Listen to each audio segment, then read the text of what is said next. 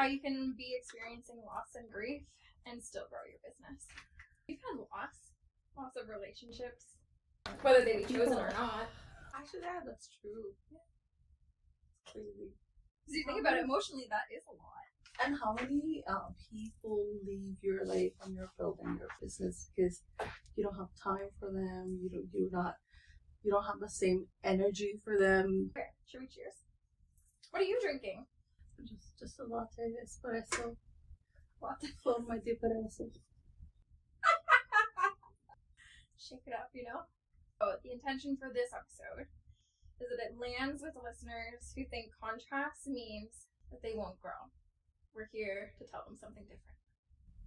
I think I love that because there's so much that happens when you're building a business, and the contrast, not just in your opinions, but your life and your emotions, and there's a lot to cover. I think this is going to be a good episode. Hello, and welcome back to the STFU Moment. I'm Kristy, and I'm here with my beautiful co-host, Akansha. Hey, everyone. And today we want to talk to you about grief, loss, and contrast, and how that doesn't mean that your business is going to suffer if you're going through it. The thing is, a lot of time people think that you're supposed to be leaving your emotions at the door when you're running a business, and you're taught to hide your emotions and separate your work, your life, your friends away from that business. But today we're here to shake that paradigm a little bit. I think before we get into what that kind of looks like, maybe, Akansha, you want to talk about what goes through the body when you're going through that loss, that grief, maybe in an Ayurvedic point of view? I think when we're going through a loss, grief, and we're not able to talk about those emotions and suppressing it, it can manifest into various diseases and your gut. So have you seen, like, for some people, if they're under stress or too emotional, either they will get constipation or IBS. And that's so common because there is a direct relationship between your brain and your gut.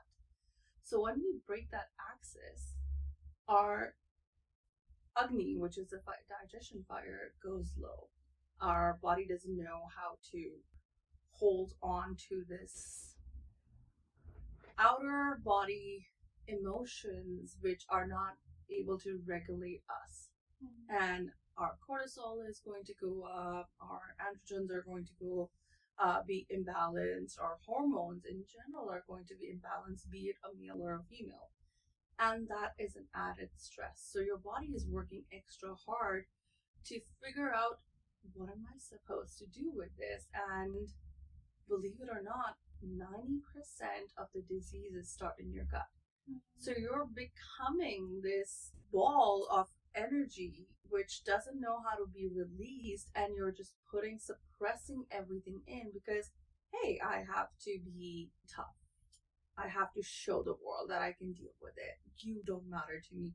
All of those thoughts are channelizing into your body and creating those energies that will be manifested as diseases. We never know what is getting manifested, what chakras will be blocked, what energy that brings. So that's why we say that talk to someone. Don't let those energy be. Like, as much as I say, like, I want to just talk to God and, leave my struggles to God and kind of deal with it in my own way. No, you have to talk to your friends. You have to go to people who you rely on, and not for them to give you a solution, but sometimes you just need to feel like you have unloaded everything. Yeah, like an outlet. Exactly. And you're not suppressing those feelings, and you're just letting it go. And at that point, whoever is the other person, I think that matters too, because if I come to you, or like any of our girls, we can go up to them and be like, okay, this has happened. And the beauty of our sisterhood is that we never put the negativity out. We never tell the other person, like, go on revenge mode or do this. Yeah. Our first response is, I am so sorry that you're dealing with it. Let me know, how can I help you? Yeah. Let's talk about these emotions you're feeling and how we can let go of it. I am here. Rather than no, that person is worse, like they did this, what the hell, blah blah blah, like revenge mode. I think that's also different because again, we're eliminating those negative energies. We don't want to be intaking it as well. So yeah, energies matter so much. I wanted to ask you this, and since you are someone who has recently gone through a terrible grief, it was so heartbreaking. What happens when you believe your business will fail if you aren't able to focus on it all the time? Then it absolutely will. I think that if you truly believe that if you're not focusing on it 24/7, or you're not giving it energy or action all the time, it's kind of like the sick days we talked about. Like, if you believe that you can't take a minute, take a break away from the business without it, continuing without you or succeeding without you, then it won't succeed. We've talked about this before, like the beliefs you have about yourself, about your business, it reigns true.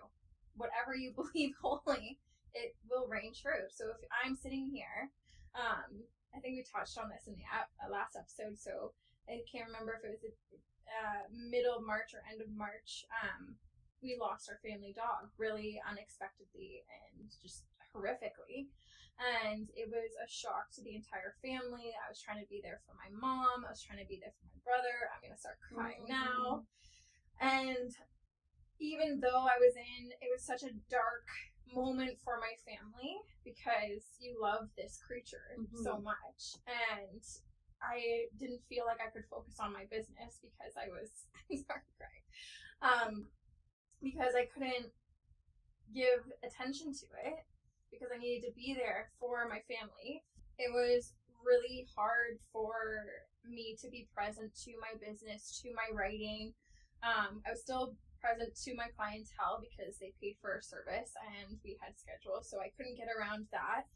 And I was going away the following week. So there was a lot going on. But even on those days that I took off or I took a break from, I trusted my business enough that I would still get sales, I would still get the clientele coming in. And what ended up happening, because I believed that, I was emotionally detached from the outcome. I was emotionally involved in the grief, but I had the highest sales in my online studio. I had 2 new high-ticket clients come in for my mentorship programs. Woo-hoo. There was something else that happened. I had a whole bunch of people sign up, for an event I was doing. So it was, I think the biggest lesson in all of that was I can be in grief. I can mourn something that was, near and dear to my heart. And I can still be successful. And the beautiful thing about that is what you're talking about, what you had just said. When you suppress it, like that's when illness or that's when disease comes into the body.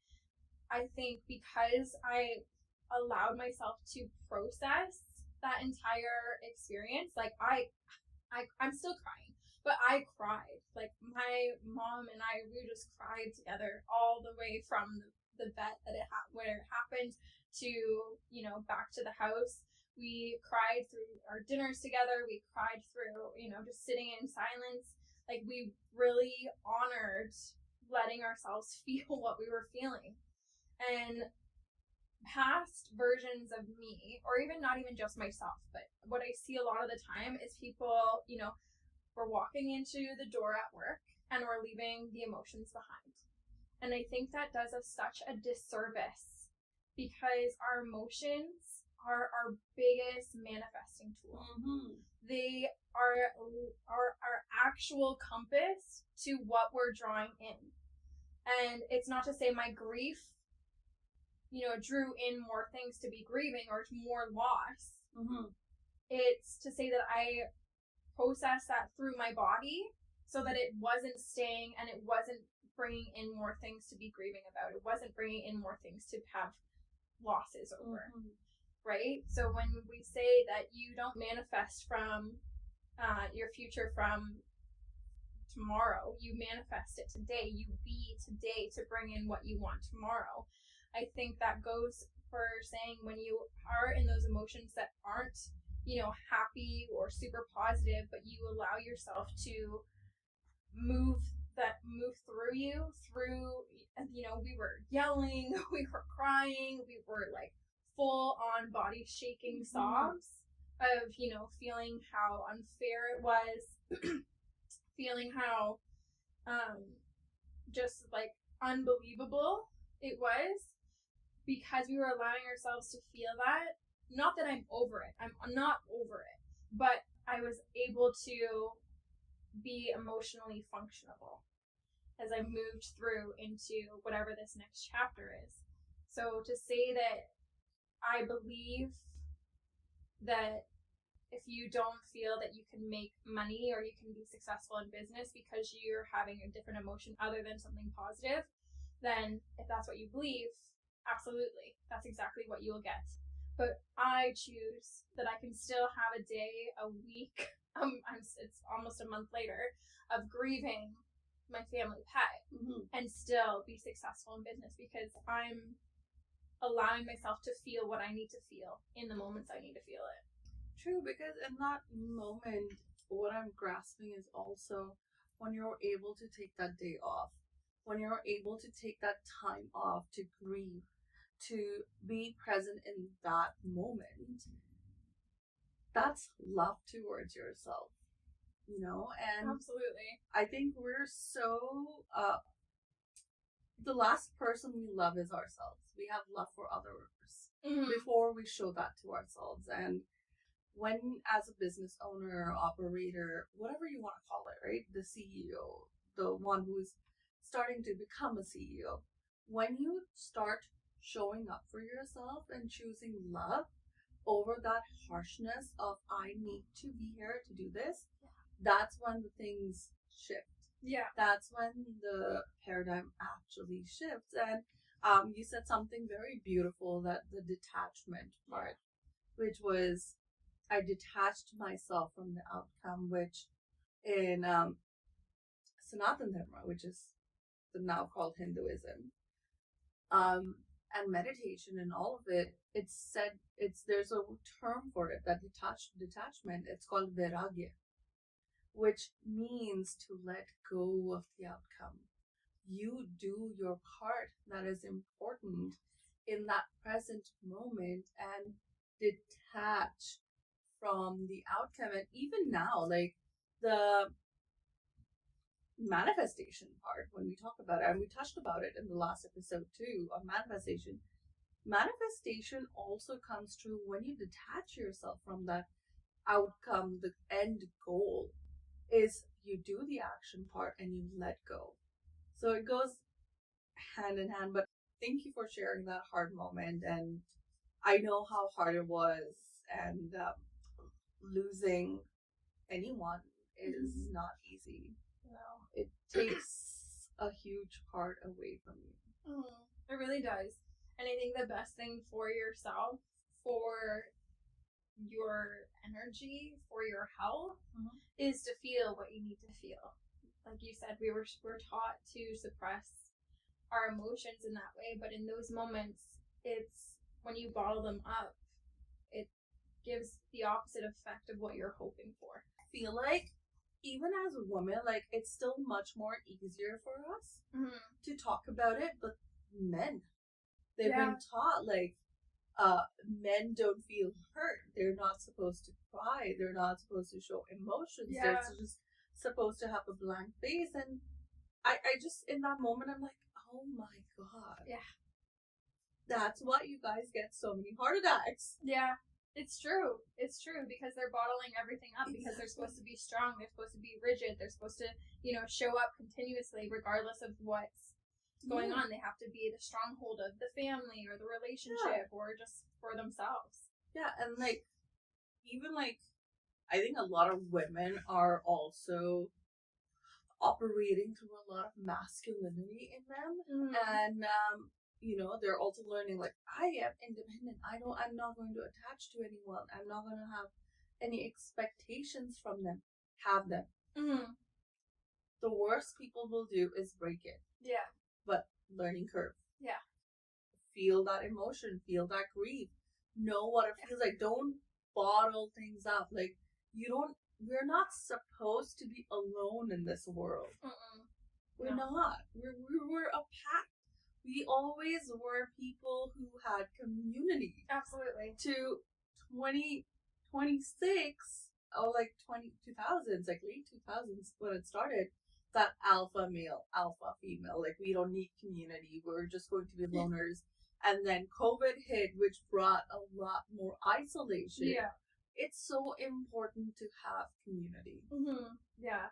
And even just for an outlet, not even somebody to, give you answers, like as you were saying, to like have resolution for you, but to just be there to like allow you to let it out. Maybe, Akansha, you can pick a time. Was there ever a time where you were experiencing loss, grief, or anything just contrasting to what you were trying to build? What was the experience there? Did you have a moment where you tried to keep it all in, or was it just easy for you to like let it go and let yourself, move through it?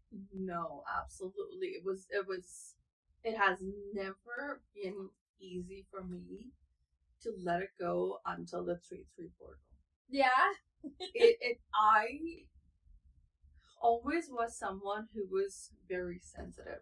I always had emotions, and I think one of a place where I lack is I'm not able to communicate the way others are, because I bottle up. I used to think that there's something wrong with me. I'm not able to understand that it's me. So instead of letting it being an outlet, like having people to tell them that, hey, you hurt me, I would suppress it. I would let it go. So my boundaries were very weak. Oh, okay. And that costed me friendships. Gotcha. I remember I had a friend who's very dear to my heart, a decade. And suddenly I was blocked from everywhere.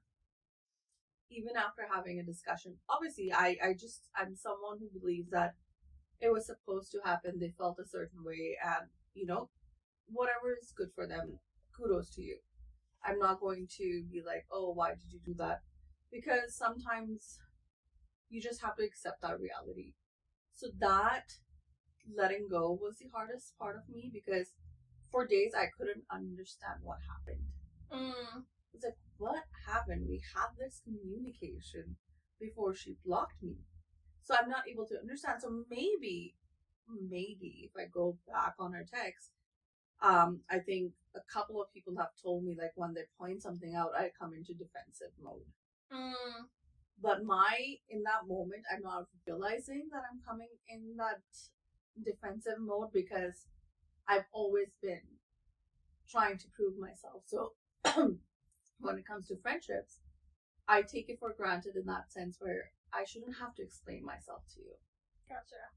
I shouldn't have to work super hard for this, because friendship is supposed to be easy. We're supposed to be outlets. We're supposed to be there. Not in the way where, putting in negativity, but in a good way. Like, okay, I'm here. Tell me what is going on and what's not. I remember one of my old friend, to this date, I remember this. This is 2014, 15, something around that time. And I couldn't sleep. And my friend is in India. And we were just texting. And he asked me, what's going on? So I didn't tell him at that point what was going on. And this is what verbatim he said. Akansha, give me your stress and go to sleep. I can handle it for now. Like, you need to rest. Mentally, give it to me and go sleep, because your body needs. And to me, that was like, this is what friendship is. Yeah. Being there. And for the longest time, I just figured that somehow or somewhere I was the problem. Right. And that affected my work, because when you feel like you're the problem, you stop everything. Your mental, there's no clarity. Yeah. You're in that place where you're trying to struggle to understand what's going on, and your energy is going in that way rather than your work. Yeah. And now coming to that 3-3 portal where I was telling you the fuck dust. Now I'm becoming someone who will talk, who will tell you, like, if you hurt me, I will make sure that I let you know. Not in a bad way, not for you to apologize to me or anything. Right. But I'm learning to stand up for myself. Yeah. I'm learning, okay, I will let go whenever is possible, but at the same time, when the time is right, not in the moment of hurt, but I will bring it to your attention, like, hey, like, just to let you know, whatever you said, it did hurt me. And I'm not saying it in a way where I'm trying to show, like, say that you're beneath me or you're not a good person. I'm just talking about my emotions and I'm dealing with it. So I would really appreciate if you don't do it the next time. So learning that boundaries and learning to take everything personal. I am letting go, but at the same time, no matter how bad it sounds and contradicting, but learning my boundaries and everything, I am taking everything personal because as an adult, you cannot tell me that whatever you did in that moment was not personal because you knew exactly what you were doing. Right. You always knew. So I am going to cut people off where it needs to be to protect my sanity. Yeah. And not saying that I'm not going to deal with it in a later time, or I'm someone also, I think I'm moving from topics a little over here, but I'm also someone who will not cut you off until it's late. And I'm learning that I will give you appropriate chances, but if not, like if you still don't respect me, ta-ta. Yeah. So it's almost like in those cases, like those losses are for the betterment of like yourself, and so that you can operate as the business owner that you are, the friend that you are, the person in society that you are. Yeah, but also I feel like there's this quote, and that is, not every loss is a loss.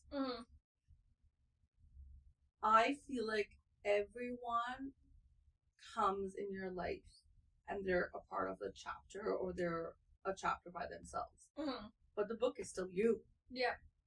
So the characters don't last in all the way till the end. Some people only come for a little time to teach you something, and maybe you're there to teach them something. And you take it with a grain of salt. I don't have any animosity towards anyone else. Yeah. Even if someone is leaving or you're cutting them off, like, send them good energies and, do it for the betterment of you. Yeah. And that's it. Like, without disrespecting the other person, without making them feel bad. I think that's very important, because a lot of time when people think of cutting off, they're like, okay, I'm just going to cut off. But the communication stopped. You don't know what that effect put on the other person, what your words did. So I'm very mindful and cautious about the words that are coming out of my mouth, so that I'm not hurting anyone, because being someone who has been hurt, you know how it feels. Yeah. So I think that cautious and learning that it's okay to let go is very important. Especially when you, like you said, like you've been friends with a person for X amount of years or X amount of time, and then, you're transitioning into whatever you're trying to embody, and they're just not, they're like you said, sometimes they don't make it to the next chapter. But the book is about you. Yeah. So did you, like, I know you said since the 3-3 portal, but did you find that this is, I mean, I don't feel like probably not cutting off a friend or like ending a friendship is ever easy, but do you find yourself like dwelling on it, or do you find yourself just, the decision's made and it is what it is? Oh, you will 100% dwell on it for a few days. Yeah. It's normal. Yeah. Your emotions are going to come up. They are going to come on the surface, and that's normal. But it's what you do in those moments. Yeah. It's how much do you have respect for the other person and yourself, so that you're not saying anything bad. How good are you to yourself? How much love do you have that okay, I am accepting it. I am feeling those emotions, but I'm slowly letting it go. Yeah. I think that's very important. Yeah. Like, again, if you don't dwell on it and you're like, okay, you know what? This is what this person did. They're out of my life, yada, yada, yada. Again, you're suppressing the emotions. Mm-hmm. Yeah. You're not feeling it in whole. Yeah. So I think it's important to dwell. Yeah. Absolutely. And do you think, sorry, I'm asking like follow-up questions. Do you think that it ever like had an impact on your business? Like when something like this happens, as we talk about, like, did you give yourself the time to do it, or did you just distract your mind? Like, how does that look like? I think initially, like, back in the days, it would always affect my business in the worst way because my emotions and my mind was into finding the answers to why. Why? What did I do? Maybe I'm wrong. Oh, I'm angry at that person. They didn't understand what I was bringing to the table, or how important this friendship was. But it was never about what you bring to the table or what the other person brings to the table, because you both do certain things to make the relationship work. Again, friendship is like a savings account. You have to invest in it. Yeah. It's not going to happen automatically or just one person doing it. The communication style could be different. The love language could be different, but it's investment and understanding. To coming to a point where recently I had a conflict with a friend, but I'm not letting that affect my business anymore because we're both grown adults. I felt what I wanted to feel in that moment, and I'm slowly letting it go where it's not consuming my whole day or the peace of my mind. And I'm able to see at the other side, like, okay, yes, it's there, and I will deal with it in my own way. I'll write about it. I dedicated a whole day to feel about it. Yeah. But now I'm like, okay, I still have work to do. I have to show up for me because of the love that I have for me and this business. Yeah. This is my baby. Yeah. Exactly. Right. So it's a balance. It's trying to find the balance that is perfect for you. Yeah. I think that's what it is. Like, I can still feel the emotions right now, but not express it in a way where like I'm sobbing or crying. Like, that's internally, like, okay, understanding, making my mind understand, like, no one's at fault. It's just different expectations, different communication style. That's it. I think that's very important. Like, don't be too harsh on yourself. Yeah. Or the other person. Like, give it some time. Yeah. Especially when the loss is the loss of like a friendship or a relationship. You do have to have a lot of grace with yourself, and you have to, like we've been talking about this entire time, let yourself feel what you need to feel with respect for yourself and the other person. So, Kristy, I love how this conversation is going, and I'm hoping that it's bringing some clarity or some direction to our viewers. But all the beautiful CEOs. Yes. That's what I want to call you all, not viewers, all the beautiful souls and CEOs. So, can you guide us or tell us how can you still manage to bring in the client, or how does it happen? I know you touched on it a little bit, but if you can explain it further on how to still manage in bringing on the clients and creating that business, that steadiness, and still be positive that it's going to happen. I think, as you know, like we've talked about this, like when I get up in the morning, like I am Kristy millionaire. I am Kristy who has the multi-million-dollar businesses.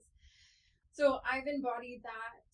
Then it's come like second nature, right? Like it's just ingrained in who I am now. So, and I allow myself to feel into that. And because I allow myself to feel so deeply into that version, even though that's not my reality at this time, but because I allow myself to feel into that so powerfully and so in tune that it happens. Like I said, you manifest tomorrow, not from tomorrow. You manifest from today, being who you are in the future today.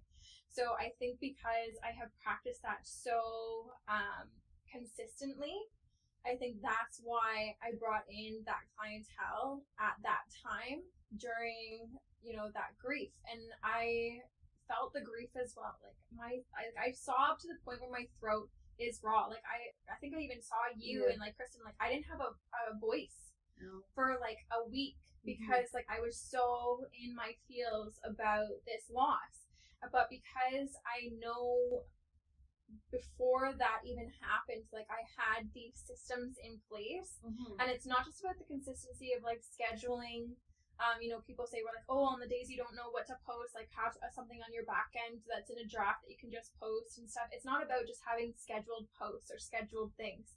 It's about being real and being authentic as yourself, like 100% of the time. Like just be you. And I think because I was being Kristy at her highest form, I think that is why I was able to feel what I felt in the moment and still brought in the clientele that I had.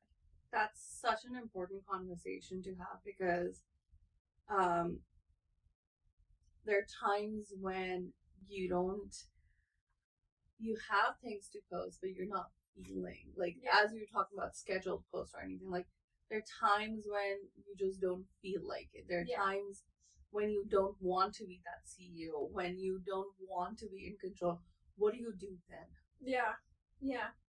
And I think I surrendered to it, right? Like I surrendered to like those days, like I was not doing much. Like I had a couple of clients scheduled one-on-ones, I think I did, and I was just real with them. I was like, listen, I've had a real big tragedy, and like I remember going and teaching a yoga class, and I was like, I'm gonna cry through this entire thing, and they cried with me. Like they met me. That's how confident I am in my authenticity and my community, that like I can be myself anywhere. Like I don't have to perform. I don't have to show up in this kind of like stage manner way. Like I'm me 100% of the time, and people can feel that, right? People always can feel your energy. And I think those were days where I was like, I want to be here because I want to support you, but like I'm also here for me. And I just said that. I was like, I'm teaching yoga, but like we're gonna do a sequence that's gonna help me move this emotion through. And they felt it, and we were all crying through my sequences. But I just allowed it to be what it was. And there are gonna be days, whether you're going through grief or loss or not, and you're gonna be like, I just don't feel like because I don't feel like showing up today. And you have to, stone in and be like, would the highest version of me take this rest because I am deserving of rest, I'm worthy of rest? Or once I feel that momentum or I feel that consistency coming through, then I'm going to feel good at the end of the day that I did it. You need to make that decision, right? You need to make that decision of like, does my body, my mind need a rest day? Does my body need to feel into this emotion that's coming up? Or do I just need to get started? There's a difference there. There's a deciphering thing. And I think it all, like, you're allowed both. You're allowed both. And I surrendered to it. And then I let my body tell me. I let my energy kind of sway me. I kind of feel like when those moments you're in like a wave pool where the waves come and then they go out, like you just kind of let yourself be guided in that way. And then your body knows. You intuitively know what you need. Sometimes you just need to step back and just be like, okay, I'm feeling some kind of way.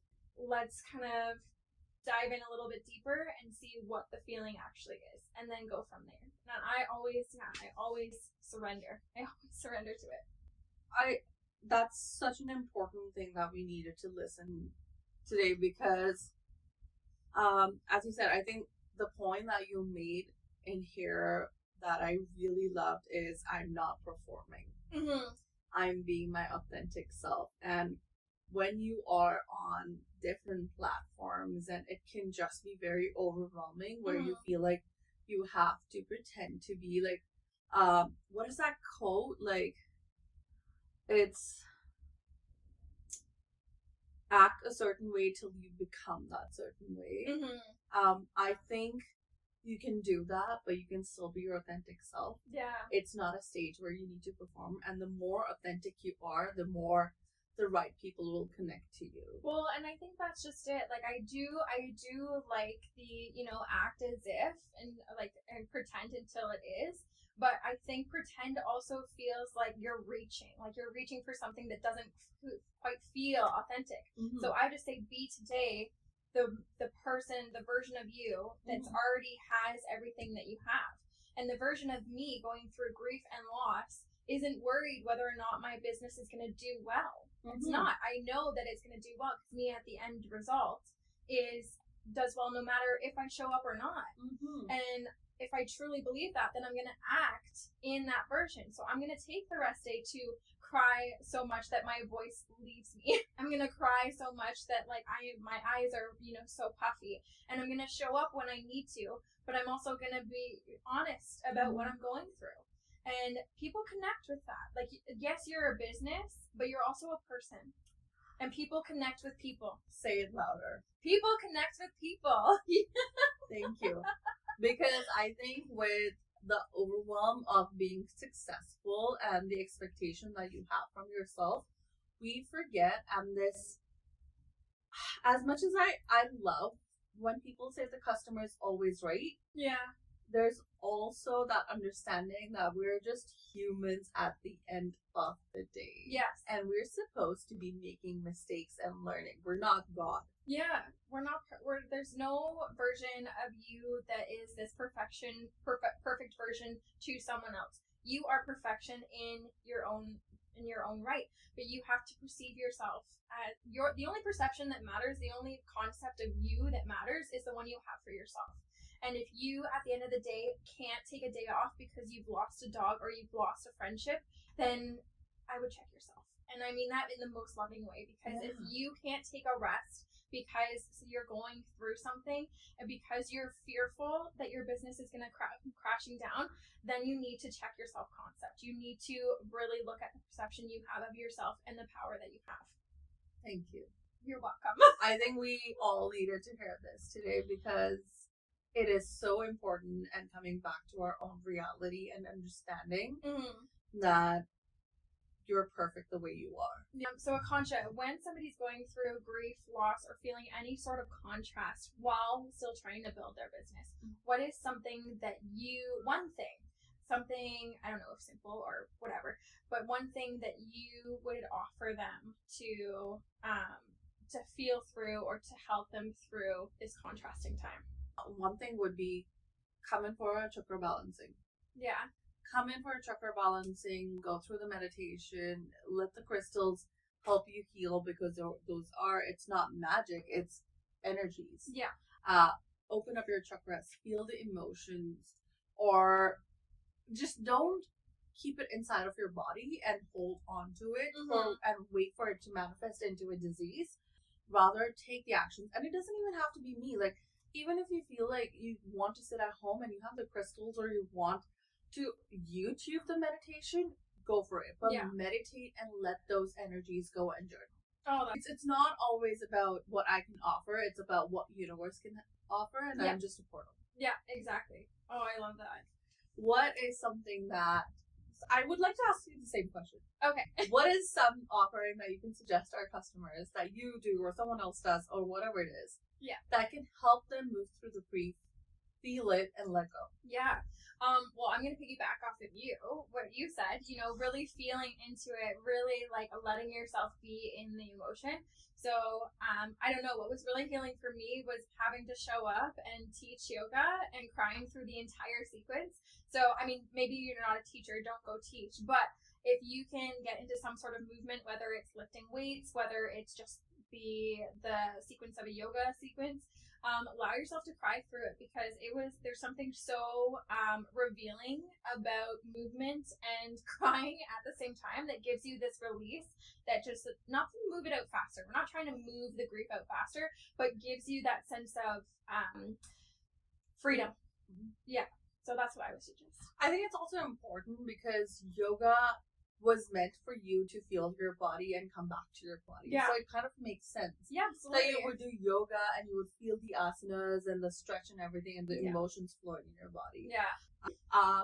And if this episode resonated with you in any way, shape, or form, and you know someone who really needs to listen to this at this moment, please take the time to share it with them. And remember, we're not ahead of you, we're not behind you. We're walking this journey hand in hand with you.